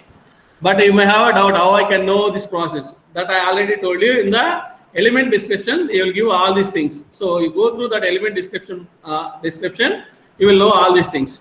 So now here what I have to do is, I have to select by sequence number. Then here I have to select LS1. Then here I need to enter 1. So the sequence number 1, all these things, LS and 1, label is LS and the number is 1. These things as given in our help document. So by accessing that help document, even myself also know these things from the help document only. So if you go through that, you can understand this. If you define something like this, click OK. Automatically that whatever label you have given that comes out here, whatever item, whatever component if you define, that LS and 1 also will come here. So then click OK. So then from that, so once I define the element table, then the results, stress results will come under defined through this element table. Then you can list or you can plot the elements also. So now I'll go for first listed element table. So whatever label I given it is there, I'll select that. So then I'll get the results here. So element 1, the stress is 122.23 Newton per mm square. Here the unit should be Newton per mm square because load in newtons we have taken, length dimension we have taken in mm, our area we have taken it as mm square. So therefore it is 122.23 MPa or Newton per mm square, whatever it may be. So which is a tensile force. So positive here, positive number indicates it is a tensile stress. Negative stress indicates compressive stress. So in the second element you have a compressive stress. Obviously by looking at this diagram also, since I am compressing this, applying the load like this element will compress and this element will subject to tension. So first element will have definitely tensile stress. Second element will have a compressive stress. So those two are also correct.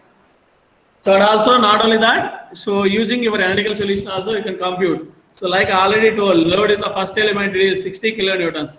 60 divided by, and also here the reaction force is upward. So reaction force upward means it is elongating it. So 60 kilonewtons divided by area, you will get this is the stress value. Similarly, 40 kilonewtons divided by the area, you will get this is the stress. Here it is a compressive stress. You can calculate that analytically, that one also. Okay, so this is how we can list the results. Suppose if you want to plot, you can plot it also here, but of course, element table, okay, you can plot it, but you are not going to see anything. So from the entire first element, it is red. Red indicates this color, 122.231. The second element, it is minimum, which is blue color. Blue color indicates minus 81.487. So throughout the element 1, you have only uniform stress. Throughout element 2, you have uniform stress. Even though stress is vary from element to element, but within the element, it is same. That's why we call it as a linear element. So strain is, displacement is varying linearly. Strain is and stress is constant. Okay. So this is only for visualization purpose. Not only this, how the bar is deforming. So if you want to see that, you can see that animation through animation also. Here I can go for animation. I can go for deformed results. I'll select this. Okay. See this end and this end it is 0. That's why it is not visible to deformation. What I'll do is animate deformed results. So instead of UX, I need to select UI because it is deforming in Y direction only. See now I'll slow it down, or you can see the animation also how it is deforming. This end and this end it is not moving. Only at this point it is moving. So it is on either side, forward and backward is there. If I click only one side, it is going to deform on only one side. So I don't know whether you are able to hear, see this clearly or not. Anyway, so this is how you can see the animation also. So this is how we need to solve this problem also. So I think that's it from my side. So how to solve the problem and how we can model all these things. I think I explained it properly only. I think you are able to understand everything properly. So or else if you have any doubt now, so from this end I am closing it. If you have any doubts, then you can ask it now. So we'll discuss the doubts. So everything, I think in this document also now you have everything with you. So you can easily fill these tables also, and you can complete this document also. So now we'll move on to the doubts clarification. If you have any doubt, I'll clarify those doubts. Or else, if everything is fine, then we'll close it. Okay, if you don't have a mic now, if you want, you can type in chat box also, no issue. Sir ఒకసారి stress table sir చెప్పండి sir. Stress table ఈ సంగతి sir last లో. Okay, you want to element table, right? Yes sir. Okay. Yes sir. See, what you need to do is element table, then you need to go for define table, then you need to add. So right now I already added it. So if you want, I will delete it now, then I will add it again. So here you need to give some label, whatever name you want, you can give it. But with the spaces, it won't take. So you can use underscore. That's why I use underscore here. I'll give some label, element stress. STREE. So I think there are some limitations for this label also. It will take only up to certain number of letters or characters. Beyond that, it won't take. So, but spaces are not allowed. So if you give spaces, it won't allow. So like that, if you want to use space, instead of space, you can use underscore here. Okay. So this is how you can define the element label. Then what you need to do is you need to select the sequence number option here. Then you have to do here ls. You have to select on the right side, scroll down box, you have to select ls, and here you need to give it as 1. That's it, only 1. So that will come out here. So I'll show you why you have to use like this means. Like I told that, I think the element, okay, document is right now, it is open. No, it is not open. Okay, what I'll do is just I'll show you why I have to use, why I have to select only sequence number, and why I need to use ls, why I have to use only 1. So that we'll see that by going to again that link 180 element description in the help, you can see that also. Okay, I need to remove the space. Okay, now I'll click this link 180. So now if you come down on this link 180 here, see element output definitions, you will get a table 180.1 in that element description. See, you can see all these things. So what are various, what you can say, terminologies they will use for different things.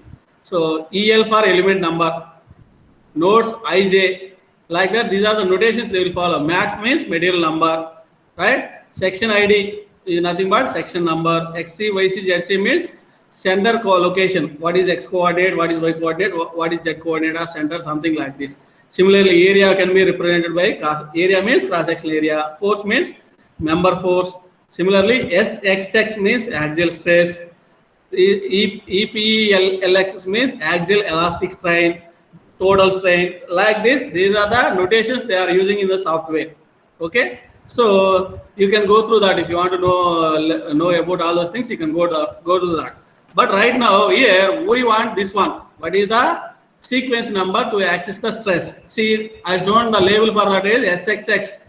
SXX is the label for the axial stress. See here, axial stress SXX. So in the item number also I need to look at that correct label or quantity. So I want SSX. What is the item for that? LS. So what is the input I need to give? 1. Here you have 1 and 2. So why I have given 1 and 2 here is, suppose here our element is a uniform element. That is, cross section is uniform throughout. The diameter is same at node I and node J. We already discussed the nodes will have element have 2 nodes. one at node I and node J. So that element may have different cross section at a node 1 and node 2 also. That means you have a tapered element. So cross section is going to be different. If that kind of element is there, so I need to use 1 and 2 as our inputs. Since it is a uniform, I need to use only 1. So the defaultly it is applied for the second one also. So like this you can verify that. So that's why I use there ls and then 1. Okay. Okay, I'll move. I'll come to that window also. So here also I done the same thing. ls component I given it as y 1. Or else here if you want to go for here ls, if you want to give, you can give it 2 is also. Then here I need to change the label now. lsi and lsj. If two things are there, I need to give the label differently. ls or maybe the stress at I, stress at j, like that I can give the label. Okay, clear? Sir, clear, sir. Okay, right. Anything else? So anybody having any other doubt? If you want, okay, you don't have mic facility now, you can type that in the chat box also. Or else, if everything is clear, then we will close it. So I'll wait for 2 more minutes. If anybody having any doubt, or else I can close it.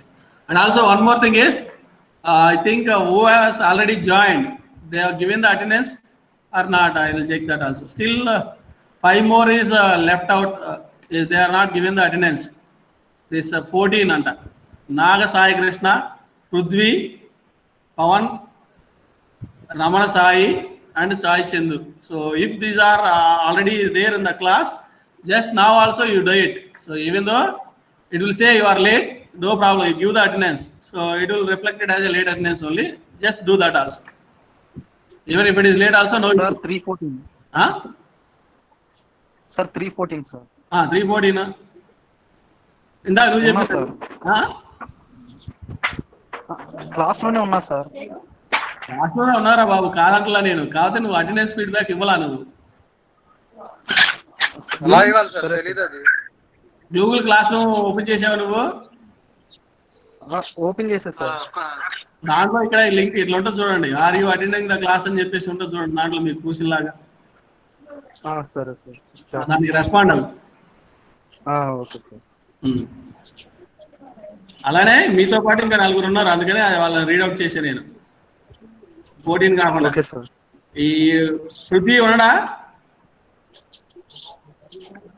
వాడు just on చేసి వెళ్ళిపోయాడా? అట్లాంటి వీడు పవన్ అనేవాడు, వీడు అంతే connect అయ్యి వెళ్ళిపోయి ఉంటాడు. ఫస్ట్ ఒకసారి కనెక్ట్ అయ్యాడు, వచ్చాడు, వెళ్ళిపోయాడు, మళ్ళీ వచ్చాడు, ఇక ఫోన్ ఎక్కడో పెట్టేసి వెళ్ళిపోయి ఉంటాడు. గూగుల్ క్లాస్ రూమ్కి వెళ్ళా సార్. ఉన్నాను సార్, నేను లైన్ లోనే ఉన్నాను. ఎలా చేయాలో తెలియక గూగుల్ క్లాస్ రూమ్కి వెళ్ళా సార్. ఇప్పుడు దాంట్లో లింక్ ఉంటుంది చూడమ్మా, దాంట్లో లింక్ ఉంటుంది. ఆ లింక్ క్లిక్ చేస్తే నీకు దాంట్లో ఎస్ అనే టిక్ చేసావు అనుకో, నాకు వచ్చేస్తుంది ఫీడ్బ్యాక్. వీళ్ళు కూడా రమణ సాయి, చాయ్ చందు, సో వాళ్ళు కూడా ఇవ్వండి. సార్ ఉన్నాను సార్. అటెండెన్స్ ఇవ్వరా బాబు, నువ్వు ఉన్నా అనట్లేదు నేను. అటెండెన్స్ ఫీడ్బ్యాక్ ఇవ్వరా? సరే సార్, పెడుతున్నాను sir. 2 minutes. Okay, so meantime, if no doubt, then we'll close it. నేను క్లోజ్ చేసినా మీరు అటెండెన్స్ ఇవ్వచ్చు, అదేం ప్రాబ్లం లేదు దానికి. సో డౌట్స్ ఏమైనా ఉంటే చెప్పండి, లేదని క్లోజ్ చేద్దాం. సో బట్ ఓన్లీ రికార్డ్ ఎట్లా సబ్మిట్ చేయాలి సార్? రికార్డ్ రాయండి, రాసి మీ దగ్గర పట్టుకోండి. ఈ క్లాస్ అప్పుడు ఆన్లైన్ నుంచి ఆఫ్లైన్కి మారిన టైంలో తీసుకొస్తే అప్పుడు కరెక్షన్ చేద్దాం. Okay sir. అట్లా కాకుండా మీ దగ్గర సిస్టమ్ ఉందనుకోండి, ప్రజెంట్ ఉందా మీ దగ్గర? Yes sir.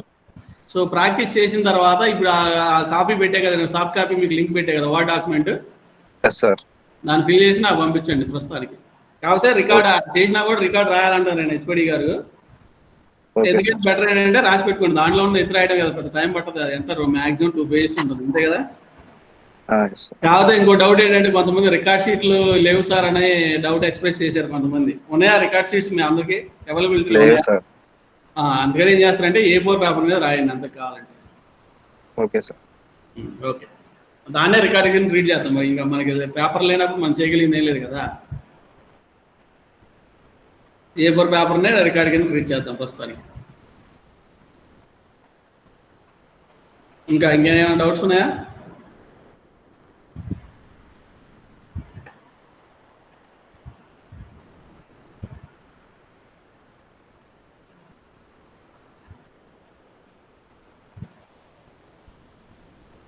Okay, so shall I close the class now then? Okay, first I will stop.